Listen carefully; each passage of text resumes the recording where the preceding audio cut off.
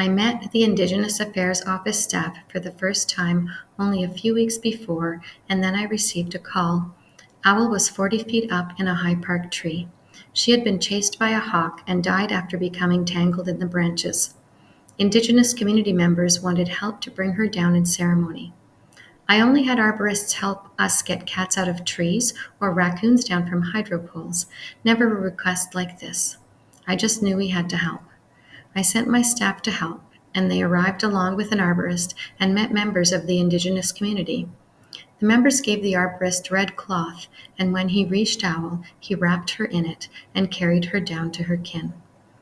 Then they held a ceremony for Owl. They smudged, sang, and laid down tobacco. TAS staff later told me how beautiful and meaningful it was for them.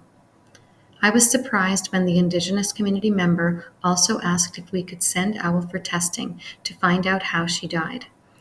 I've never had this request. Most people just want us to remove and dispose of an animal.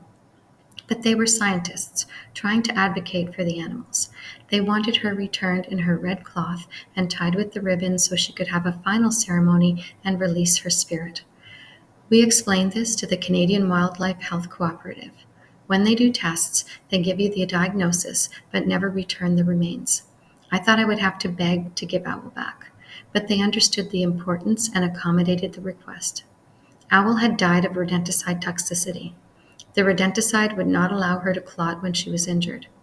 When I told the community members, they weren't surprised, and I shared that we were working on banning rodenticides. This was the beginning of our relationship. The Indigenous community now leads full moon ceremonies at animal services for urban animal relatives that have passed, and our staff have had the honor to participate and learn.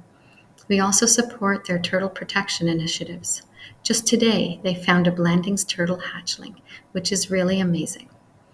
I have always loved animals, but learning about a new thought process and new culture gave me a different way to think. This is important for a veterinarian. The more creative you are, the more you can help animals. These animals are kin to the Indigenous community.